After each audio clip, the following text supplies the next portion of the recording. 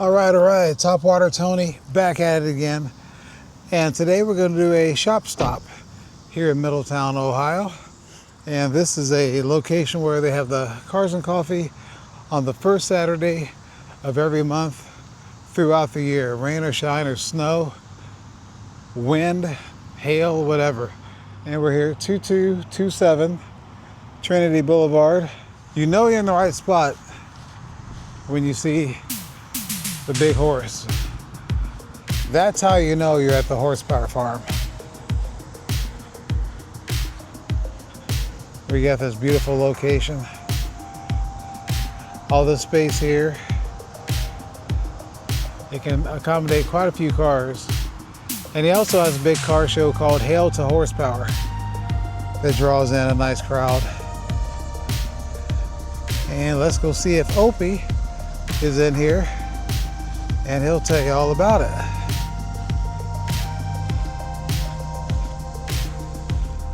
We got the guard dogs on the premises. Hey, buddy. That's guard dog number 1. We got guard dog number 2 in the shade.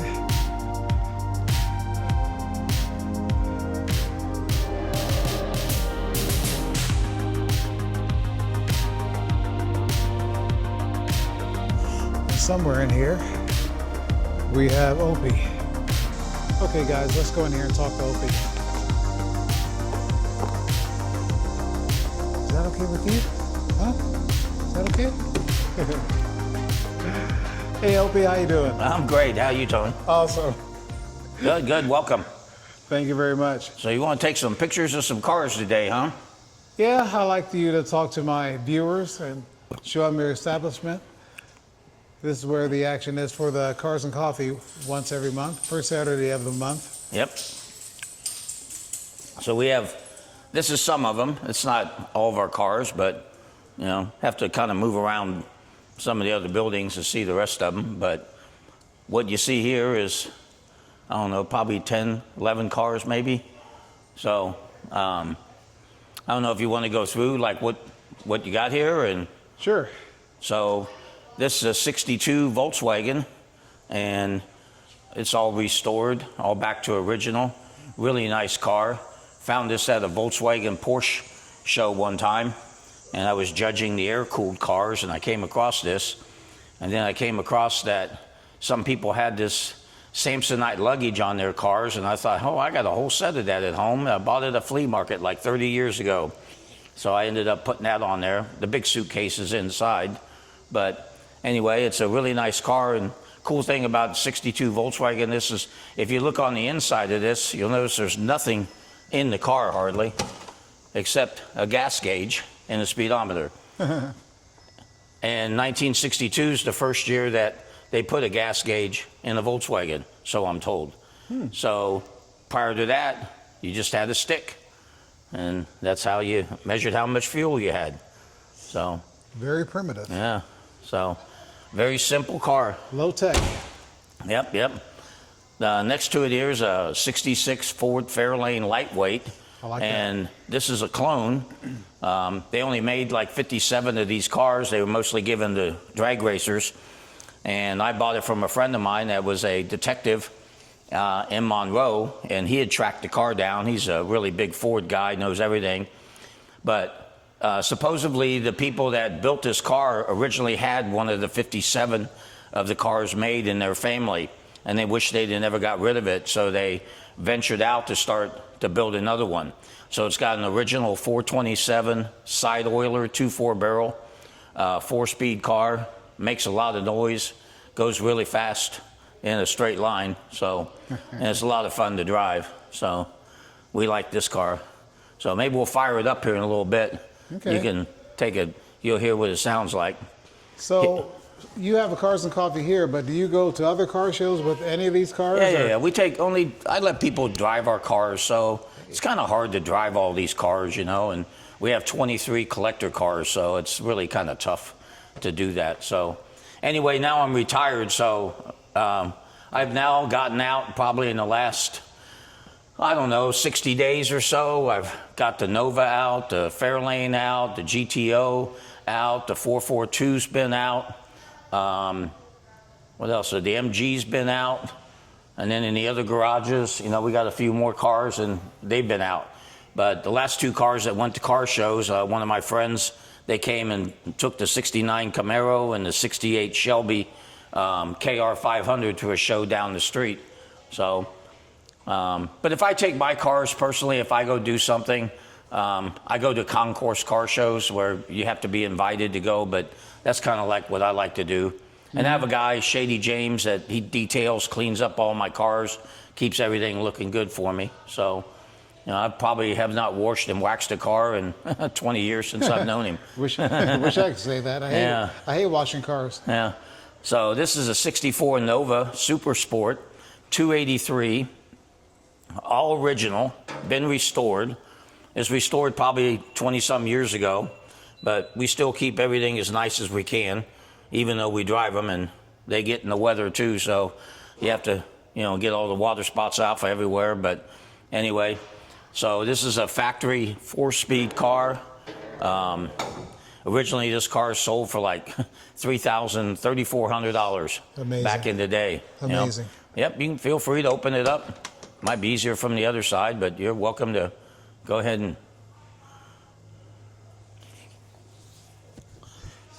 Got those simple radios. Doors sound good. Yep.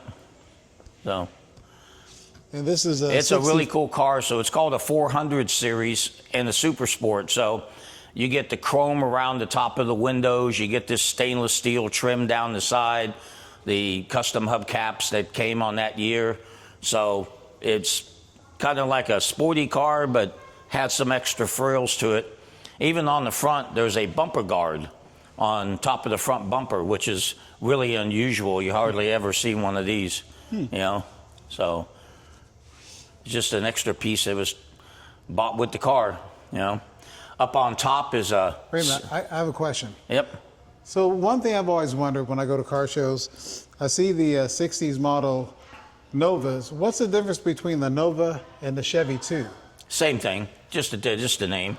So they started calling them Novas really in 63 and 4, but prior to that, people called them Chevy 2s. They were all 6-cylinder cars until 1964. They decided to put a 283 in them, and that's when they started competing. The Mustang came out, and so this became Chevy's little hot rod, I guess you could say. And then it was short-lived, but at the end of the production, all of these cars were what they called a 190 car. So when they came out with a 283, they had a 2-barrel carburetor. And then this just happens to be a 220 car. So it has a 4-barrel carburetor, a little bit bigger cam, so I'm told. That was the only thing they added to the car to give it like 30 extra horsepower. So that makes it kind of rare. It used to be in the Nova registry. I was the only person registered with an all-original 220 car. I don't know if that's still true, but you know, it was probably 10 years ago or so. But it's a clean car. It's really, really, really a nice car. One of my favorites. When people say, what's your favorite, I usually respond with something I don't own. But this has always been one of my true favorites. And then up on top is a 66 Shelby Cobra. This is a 428 Super Cobra Jet, painted British racing green with Wimbledon white stripes. There's bits and pieces off an original Cobra, including the engine and drivetrain, but it's built on an ERA chassis and body. So it was done up in New England area by ERA, and you know, originality looking. It looks like, you know, you couldn't tell the difference unless you just know it's a fiberglass body on it. But it's really a great car. We've had this for quite some time. Yeah, the little scuffs you see on the bottom, you know, I let people drive my cars, and one time somebody scuffed up that bottom piece and kept the car for another week and had it repainted. And I go like, what the hell did you do that for? And he goes, well, I scuffed it up. And I said, well, you wasted your money, because the next guy that drives is going to scuff it up too. Right. So we never repair it. We always leave it scuffed up because, you know, and lots of people wear a lot of, you know, original hot tattoos on their leg, because when you get out, these pipes are like 4 anywhere from like 480 to 700 degrees. So people aren't used to getting out of the car and stepping outside of the pipe. Right. So a lot of people get quite a few leg burns. Even though we try and show them before we let them drive it, there's just people that decide they want to get out. And when they do, they figure it out.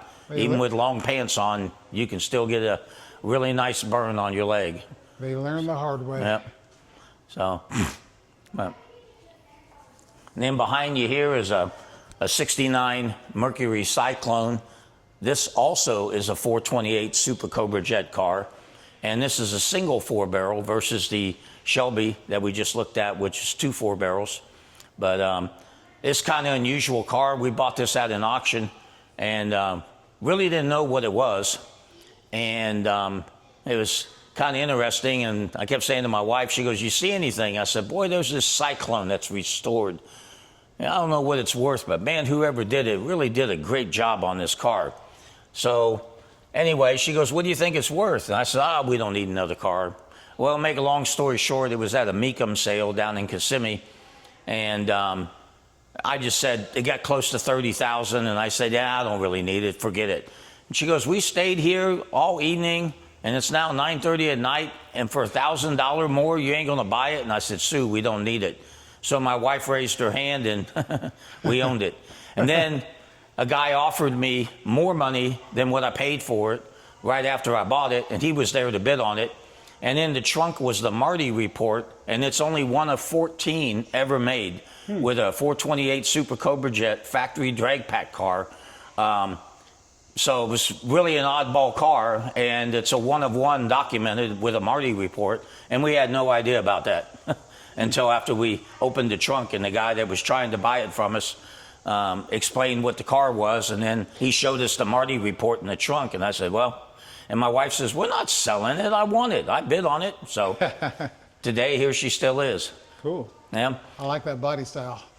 And then this is a 69 442 up on top here. This one's been restored about, I don't know, 12, 14 years now. We try and put 200-300 miles on all of them every year. It doesn't always happen. Now it'll probably happen more now that I'm retired, so I got time to drive them. But it's a really, really nice car, W30, and you know, it looks good and drives great. Probably the best driving muscle car, even with bias ply tires, out of all the cars that I own. You can take this thing down the highway, and it's just smooth as can be all the time. Nice. You know, so. And then down below is a 1972 Pantera. What they call these pre-Ls, because, you know, in 73 they had to start putting a 5-mile-an-hour crash bumper on these cars. And it really made them kind of ugly. And I found this car, and it's kind of funny. My name's Opie. And the car came from a place in Hollywood, California called Mayberry Lincoln Mercury. So I met Mike Mayberry over the years at different car shows and auctions and told him I always wanted an original Pantera. And he goes, "Oh, I run across them all the time. My family, we sold quite a few of them, da-da-da-da-da."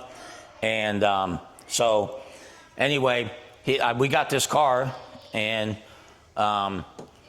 it's all been restored now. We pulled the engine, we did the drivetrain, we did the suspension, everything, repainted the car. When I got it from Mike, he had painted it. Even though I didn't want it painted, he kind of forgot about it, and he painted it Lamborghini Pearl Yellow. And then the car got some damage to it, and you can't really replace that pearlized paint and make it match. Just shut it hard. It's okay. It's got good rubber seals. And you can't really match it. And then the guy was painting it, said, "If I paint the front of the car, paint the back of the car, the middle of the car is not going to match." So, you know, the insurance from the other company, they paid to have the whole car redone.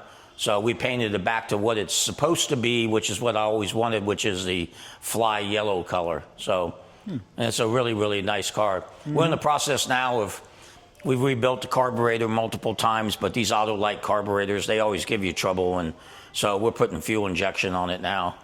So we're putting a Holly setup on there. And then up on top here, we got a 59 MGA Roadster. It's all restored too. All these cars run, they all drive, and You know, we keep them charged up so you can take them down. This one even has a crank you can put in the front of the bumper there when you see that hole, and you can hand crank this car if you wanted to. That's kind of bizarre. Wow. I've actually done it just to see what it was like. You know, it's easier to do it once you get the car started so it knows to start. But, you know, if it hadn't been started in a while, hand cranking it could be a little rough. But anyway, it's kind of funny that you can do that, you know. What kind of compression is it? Oh, I don't know what the compression is. I have no idea. And then the car down below here, it's kind of unusual. It's a 67 GTO convertible, and it's a 400 with a 2-barrel, column shift automatic. I've had this car since 1985, and it's been restored. We've never had the engine out of it, but they repainted the car. They put a new top on it when I bought it in 85, and put new carpet in it. And since then, I just keep it detailed and clean, but it still even has the original mat underneath for the sound deadening on the hood, you know, underneath the car. And I drove this car on a tour called Beach to Beach.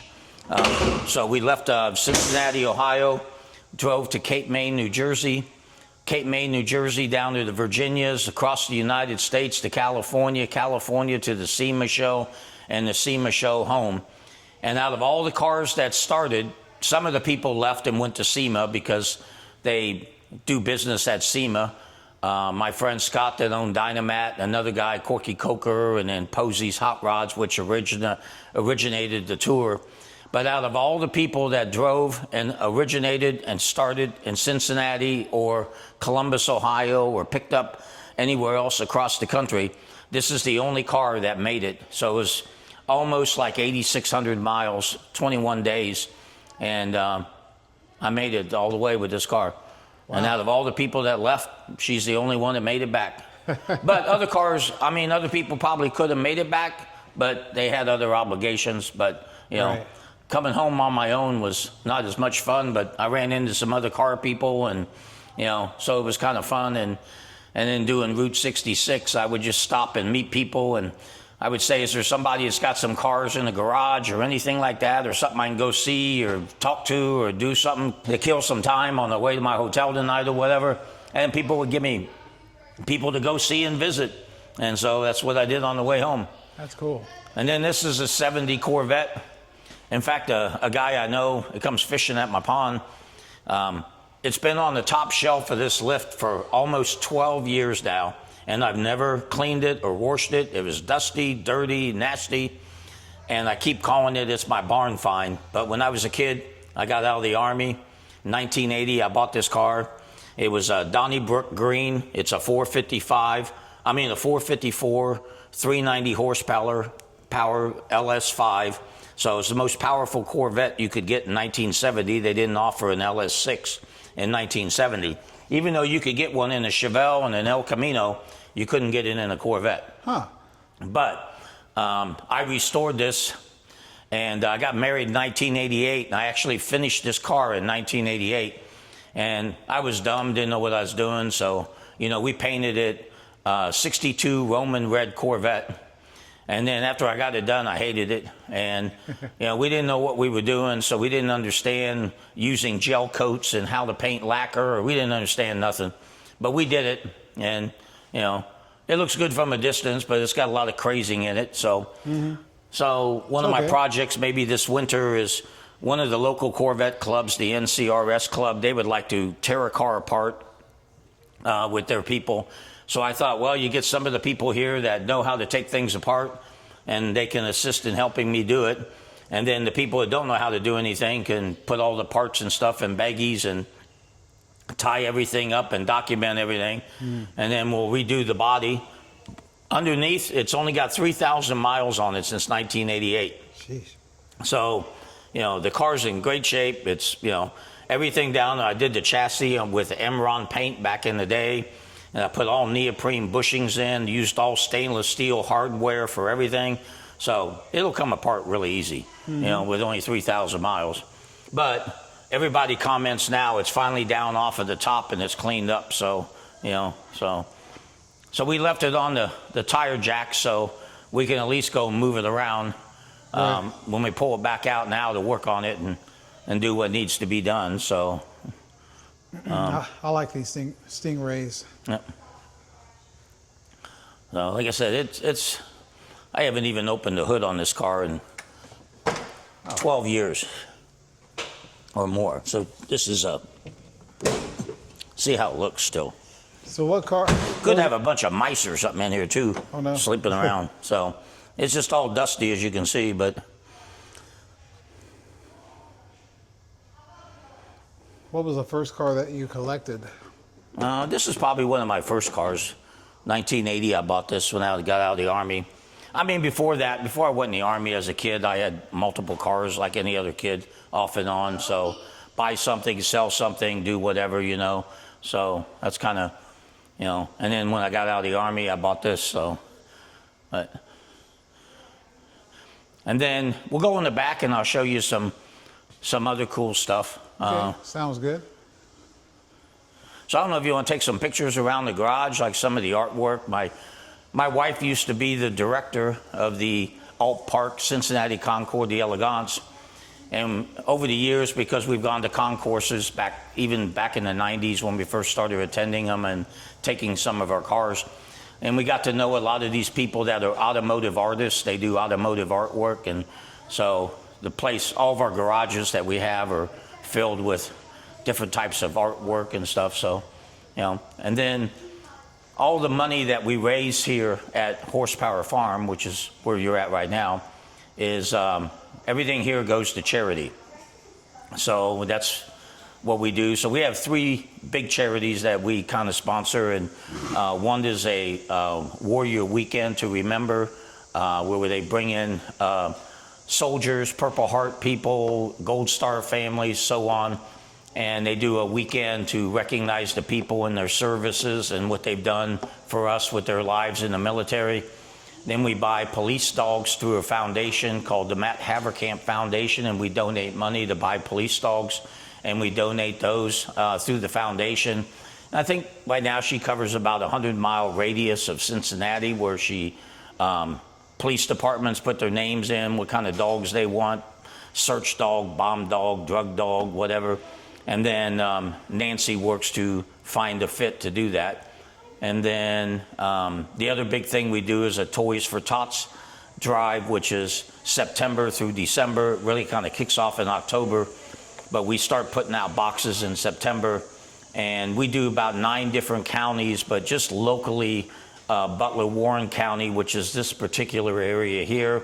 To give you an example, like, you know, over 16,000, 18,000 kids every year, you know, get supported and get presents and things. And, you know, we're just one of the many people that collect toys, have events, raise money, and do things to make sure these kids have a Christmas. So that's pretty much what we do with the funding that comes in. But then there's always other people, churches, places that call and say we're in need of money for this particular family or something. And so with that being said, you know, once we have somebody vent that, then we'll, you know, help those people out also, you know. And I don't know if Tony got a picture, but this is our 365 day a year Christmas tree, this automotive Christmas tree. So we have a neighbor down the road, and they own a junkyard, and my wife is big into Christmas, and we put this thing up when we first got here, and then we decided to start decorating it with automotive stuff. So she goes down to the junkyard, she takes off Mark's parts and stuff that she wants, and then he takes everything off, and then she comes back here and puts everything on the tree. And so we leave it up year long, and you know, sometimes people come with some parts off their car or something and stick it on there, but that's kind of our baby. And there's no way to hide it, and it's too much trouble to take it down and put it up all the time, so it just stays up 365 days a year, and it's part of the family in here. It's a good idea. So, how did you come up with the name Horsepower Farm? my wife came up with that name. So when we bought this farm, she said, there's a horse farm down below. And she goes, well, they got horses and we got horsepower.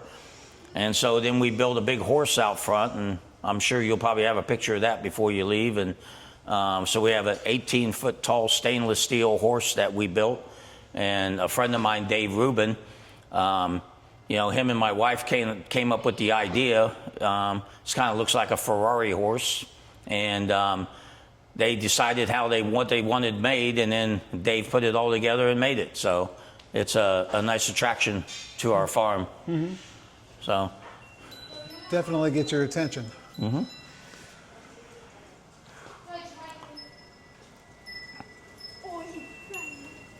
What was your first Cars and Coffee that you held here? When was that? 2014, February of 2014. We had no heat in that building you were just in, and we used some patio heaters and put them in, and people showed up. So we don't have much in here, but there's a Mercedes 560. We had this in our auction on July the 4th, and we thought we'd sold it, but then the guy came back and said his wife said he can't have it. So, so now we got to go post it and sell it again. So, and then we have this 1999 Porsche right here. And then yesterday we just got the Torino down. It's been up on the lift, over by the lift. And then we built a fuel pump in that yesterday, but couldn't get the battery to charge, so we're unable to get it started. So tomorrow I have to go buy a battery. But this is a 429 Torino Cobra Jet, and it's a J-code car, factory 4-speed. It's really nice. It's all restored. It's just really super dirty. Been in here now for about maybe 5 months in this garage. So she needs really cleaned up, and so we'll get her done.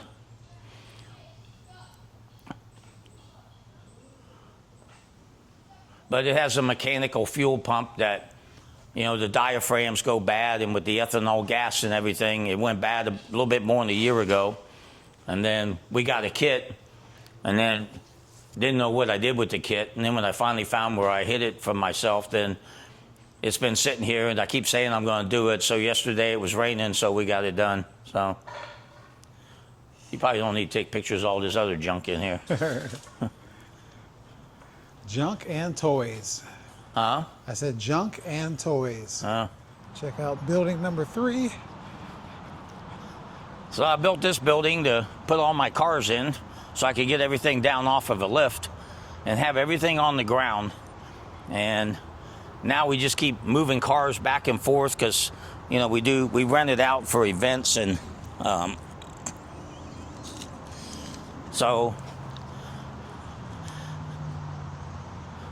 it helps us raise a little bit of extra money when people have something they want to have a show here, or a charity event, or sometimes even a wedding or a birthday party or something like that. Then we use this building and let people make a donation. I believe you did my buddy's wedding. Yeah. Matt. Oh yeah, Matt Tarkin. And then that's a 2015 Hellcat. So I've been driving that one around too. So that's another one we've had out recently. It's got about maybe 5,000 miles on it since 2015. Wow. So That's hardly anything. yeah. Well, it's just hard to get these cars out, and when I was working, it was even harder. So I traveled during the week, 3 to 4 days a week, most of the time, and it's just kind of hard to get things out and be able to use them. So and now it's more fun because I can just go, okay, fire this one up, fire that one up, and get them out. And in the last week or so, 2 weeks, then we've had both of these cars out.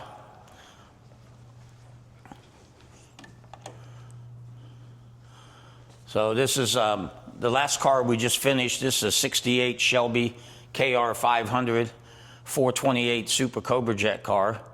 And it's, as you can see, all restored back to original.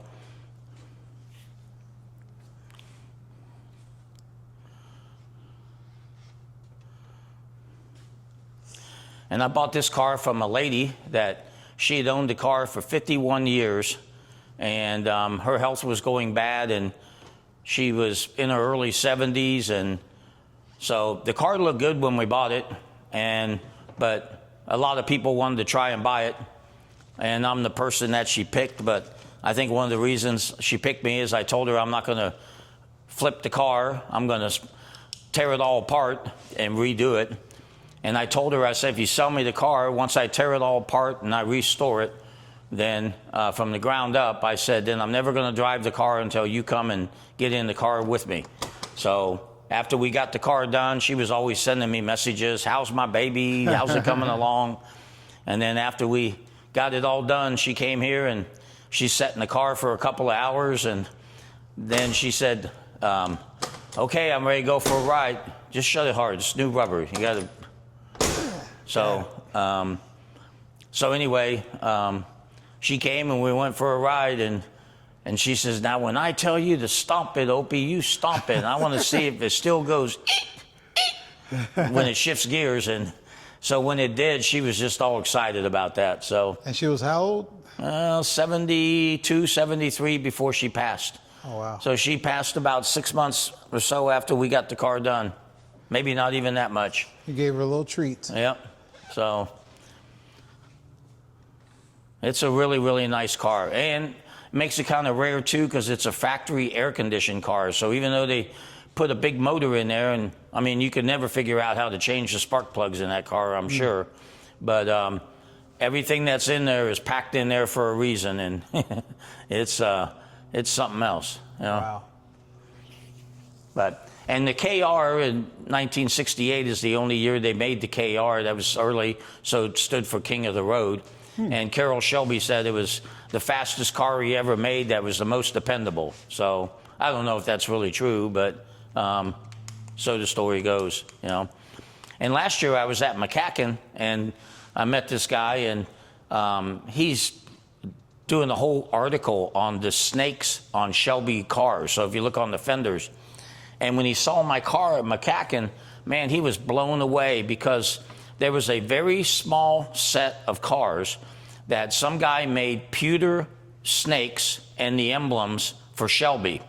And maybe they cost too much money. Shelby didn't want to do it or whatever, but the guy gave these pewter snakes to Shelby, and some of the cars came equipped with these, and I just happened to have one, and he's never seen a car that had both original snakes on there, and educated me and a lot of other Shelby enthusiasts that were there all about, you know, these snakes, you know. So I thought that was really kind of interesting, because it's a little trivia I knew nothing about, you know, so. Wow. It's crazy. And then this is a 1969 Z28 DZ302 car, 36,000 original miles. It's been repainted once. I'm like the 5th owner of this car, and it's really a unique car. But underneath the hood, I mean, you'll see it still has all the smog equipment, has all the stuff still on the car, original hose clamps and hoses, and you know, and underneath the car, it is clean as a pin. I mean, just like looking at this, I mean, it's just amazing that all the people that have had this car since 1968 have taken this good of care of this car. And what's really unique too is that it came with an option, and it was called a Trans Am option, and it's in the other garage, but we'll go back and I'll show you. But you know, in the trunk of the car, when you ordered this option, you got this 2 4-barrel cross ram setup, and I have it still in the box, and it's never ever been on a car, never had fuel in it, and it's been passed down from owner to owner to owner, you know. So and the other unique thing is it's a 4-wheel disc brake car too, which is the Z28s were drum brakes in the front, I mean disc brakes in the front and drum in the rear, and this is a 4-wheel disc brake car. So it's beautiful. Yep. Then this is a 70 GTO 455 factory Ram Air car. And these were pretty rare. I was always told there was a really low number, like 20 or some cars that were done like this. And recently I just talked to a guy in a registry that tells me that there were like 200 of these cars made. Half were automatics, half were 4-speeds. This is a factory 4-speed car. And, you know, you can open the door. You can see it's all restored too. And then if you look underneath the steering wheel, you'll see the ram air knob. That it's a manual ram air that you would pull that, and that opens up the ram air.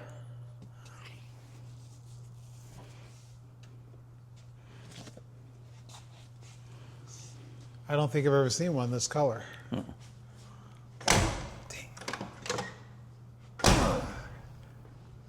Got to put some muscle behind it. And when you put new rubber on these cars, they don't close as easy as something with old rubber. But anyway, but once again, this is how they look when they're done.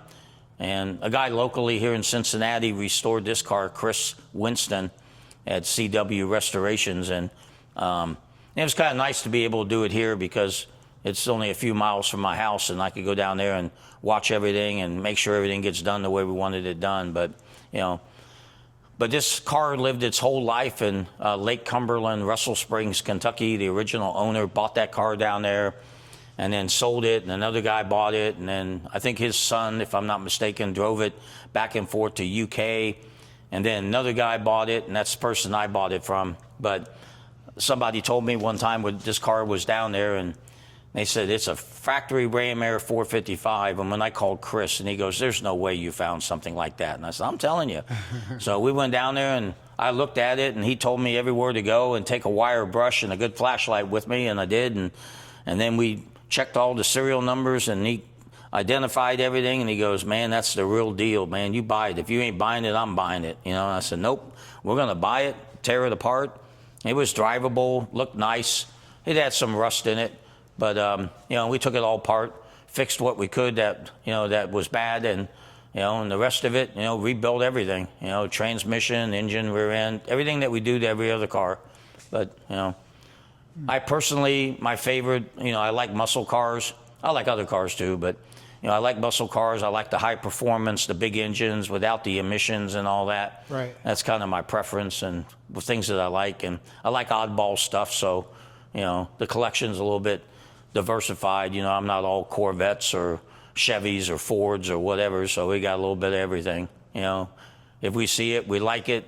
If it's done right and I don't have to restore it, I'm even more happy. I'd just as soon buy them done. But if I have to restore them, then they all go back to as original as possible. So, and then behind you is a 64 Chrysler Imperial. That's like riding around on your couch. That's not my car. It belongs to a friend of mine. But, you know, they're really unique cars, you know, so. It's huge. Yep. I guess they were competing with maybe the Cadillac? Oh, yeah, that was, yeah, big old car. Just, you know, Cadillacs, Lincolns, you know, so.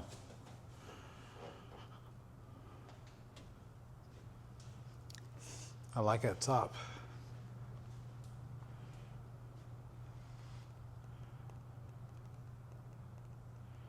Kind of a funny story. I had a guy here one time when Al first brought this car around about 10 years ago.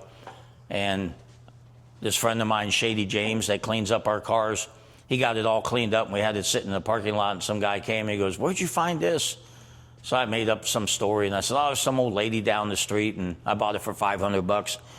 And he goes, you're kidding me. And I said, no. And I said, I'm going to put it in the demolition derby, and I'm going to win $5,000. And this guy, he just came unglued. You can't do that. You can't do that. Da-da-da. So I said, yeah. So he came back and he says, I'll give you $1,000. I said, nah, I can't sell it. So he came back a little bit later and he said, you know, he said, my wife said we could spend $2,000. And I said, no, I said, I'm going to win $5,000 in the demolition derby, you know. But I said, you know, at noontime, we're going to break all the glass out and everything, and you can come beat on it with a sledgehammer and spray paint something on the car, because we got to make it look like it's beat up before we put it in the demolition derby, you know. And then there was somebody here at like a month or two later, and said, you know, I heard you telling that guy that story. He goes, it was cracking me up. But, you know, he said they outlawed this car in demolition derbies because you couldn't kill it. So I thought that was kind of funny, you know. But anyway, it was just a story I was telling the kid, but, you know, it was kind of funny. With all that heavy steel, it would be hard to kill it, that's for sure. Real steel back in the good old days. Yeah, if you had to go kind of chrome anything on that car, it'd probably cost you a fortune just to chrome it, you know. Costs a fortune to do anything anymore anyway. Sometimes the only good thing is when you do find something that's original and you need it on eBay, you know, you can push that little magic button that says buy it now, because before it disappears and after you've been looking for it for months, you finally find one, and then once you find it, you go, you better get that damn thing now because it's going away if you don't, you know. Yep, that's right. So anyway, so that's some of the rest of our cars. So we'll take you, I'll go back over, I'll show you those cool set of cross-ram carburetors that went on that Z28. Everybody always says, are you going to put them things on there? And I go, hell no. Nobody else has ever done it since 1968. I'll be darned if I'm going to do it. It's like a trophy. Yeah. When we first got it, I had this box on the table. It had these carburetors in, and my wife said, why don't you put that away? I said, you know what? When people come here today for Cars and Coffee, I said, you watch. They will be standing around that box all day going like, I've heard of these, I've never seen one, or oh my God, how'd you find this? And I said, you watch. There'll be all kinds of things we're going to learn about these two 4-barrel carburetors. And we were at an auction one time, and I found one of these cars, first time I ever saw one, and I tried to buy it, and I was the high bidder, and the guy said didn't make the reserve, and then we tried to buy it after the auction, and he just kept raising his price, you know. And so I said, evidently you don't want to sell it, so we never got the car. And then all of a sudden, I was, you know, some guys were here for a Christmas party one time, a bunch of car guys, and this guy walked in and had a picture of these two carburetors, and, you know, and I said, my God, you got that? And he said, yeah. And I said, well, you got the other piece? He goes, the other piece? I said, the car, by God, the car. He goes, yeah. I said, oh my God, you're kidding me. I said, whatever you do, don't ever separate this. I mean, this is the Holy Grail. And so it just goes to show you this stuff is still out there, you know, like it's just being at the right place at the right time, you know. So, but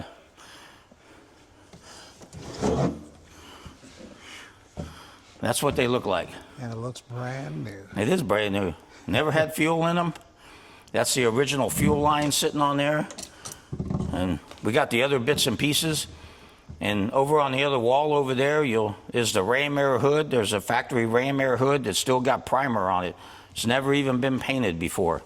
That came with this also. Came with the car. So, and if you look, it's over here behind the Pantera, so I don't know if you paid any attention to that because it's kind of hidden back there, but that's the original ram air hood that would go on that Camaro if you put that cross ram on there. And it has the original air cleaners and everything with it. I mean, it's unbelievable that all this stuff is still intact and it's still gone from one owner to the next. And like I said, I believe I am the 5th, if not the 6th owner of that car. So that's kind of cool. Yeah, that's crazy. So we'll fire this up for a minute, because let me open the garage door. Because I said earlier, I said you probably might want to hear this thing run.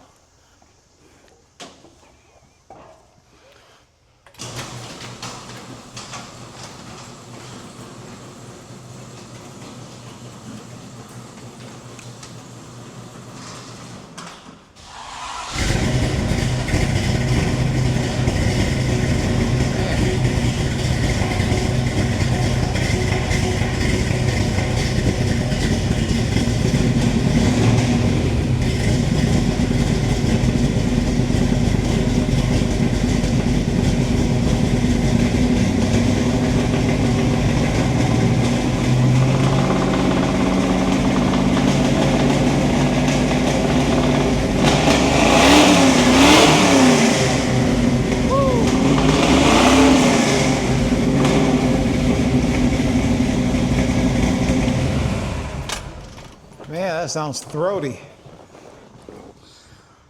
I wasn't expecting that. I wasn't. Kind of sounds like your minivan, huh? Exactly like it. We must have the same exhaust. Yeah. That's beautiful. Yeah. Man. Yeah, it's a neat car. I think my favorite would be the Camaro. Yeah. Yeah, that was a lucky find. We've only had that now a little bit more than a year, so, but that was a really, really fantastic find. Right And it was place, only right a couple time. miles from my house, you know. So Man. the guy showed up here, and then I lived 10 miles away from my farm, and 2 miles or 3 miles from my house is where that car was, and never even knew it existed, you know. So, but It's good to get lucky like that. yeah, like I said, there's still stuff out there. I mean, you know, you go up to the McCacken show every year in Chicago, and you know they have a barn find class, and you know it's just amazing what people still pull out of barns places, and you know, some of them get restored, some of them get sold. You know, some people probably don't do anything with them, but you know, a lot of people put them in that barn find class, and we did too with the GTO, the 70 back there, the Ram Air car. So we put it in the barn find class, and you know, it was quite interesting because during the show, when the show was over, I bet we had 30, 40 notes in the car, everybody wanting to buy the car, you know. I bet. And, you know, and So going back to the color of that one, do they make many that color? no, I don't know how many's in that color.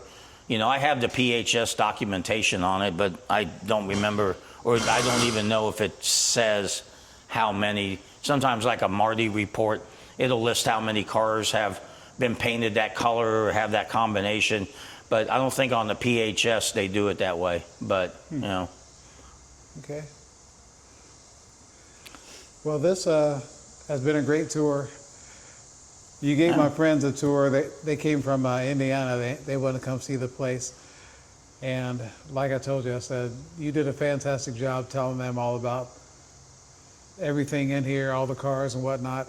I was like, I got to get something like that for my channel. Yeah. So it took, what, Yeah. a year? No, that might have been in the winter. I'm not for sure. Time goes so fast. Yeah. But I Yeah. appreciate you finally giving me that same type of discussion about everything here. Yeah, it's fun. I mean, we like to share our stuff. I mean, it's like people come here and say, man, I'd like to go for a ride in that. And I'm going like, well, you know, when Cars and Coffee's over, we'll get it out and you go take it for a ride. You mean I can drive it? And I said, I ain't taking you for a ride.